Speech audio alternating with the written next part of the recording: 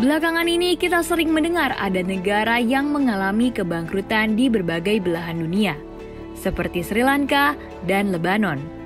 Tapi, tahukah kamu penyebab kebangkrutan negara-negara itu? Ya, jawabannya adalah ketidakmampuan mereka membayar hutang. Dan ternyata, hal itu tidak hanya dialami oleh kedua negara tersebut saja loh.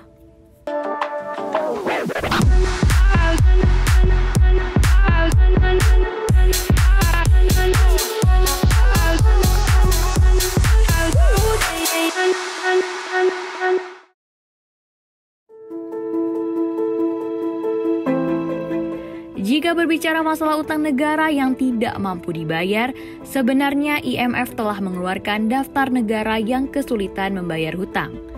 Hal ini dialami oleh Chad, Sudan, Somalia, Mozambik, Zimbabwe, dan Republik Kongo. Negara-negara itu sudah dikategorikan oleh IMF sebagai negara yang kesulitan membayar hutang, baik dalam negeri maupun utang luar negeri, dan berdampak pada inflasi yang terjadi di negara tersebut. Biasanya negara-negara yang kesulitan membayar hutang akan mengalami gejolak dalam negeri, mulai dari gejolak ekonomi sampai gejolak politik.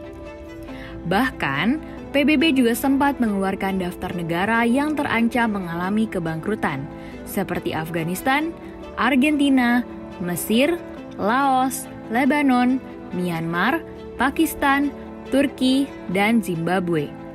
Namun, ada yang unik terkait permasalahan utang ini. Ternyata ada beberapa negara yang rasio utangnya melebihi 100% dari PDB. Siapa saja sih itu?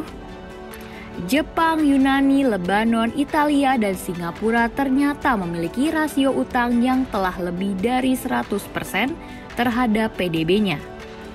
Dan uniknya lagi, Jepang dan Singapura yang merupakan negara maju ternyata mempunyai rasio utang yang cukup tinggi.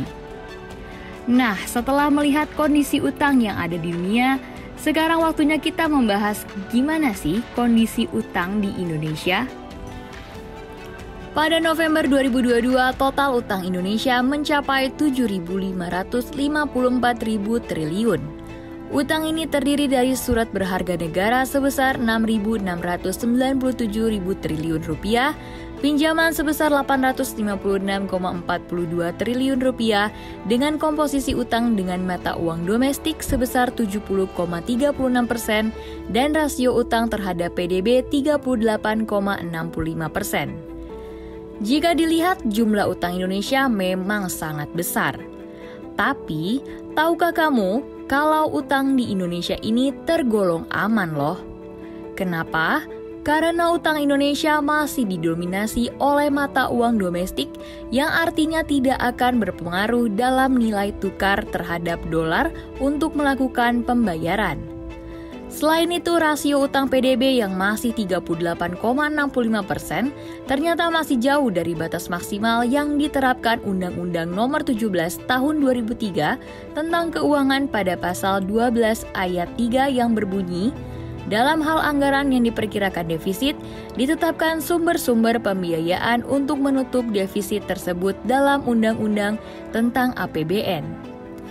Nah, pasal tersebut mempunyai penjelasan bahwa defisit anggaran yang dimaksud dibatasi maksimal 3% dari produk regional bruto daerah yang bersangkutan.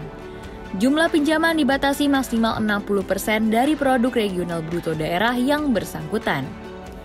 Jika melihat aturan tersebut, ternyata kondisi keuangan di Indonesia masih berada dalam batas wajar dan bisa dibilang aman. Nah, bagaimana dengan rasio utang luar negeri Indonesia? Menurut data yang dikeluarkan Bank Indonesia, rasio utang luar negeri Indonesia pada kuartal 1 2022 mencapai 33,71%, kuartal 2 2022 31,80%, dan kuartal 3 2022 30,13%.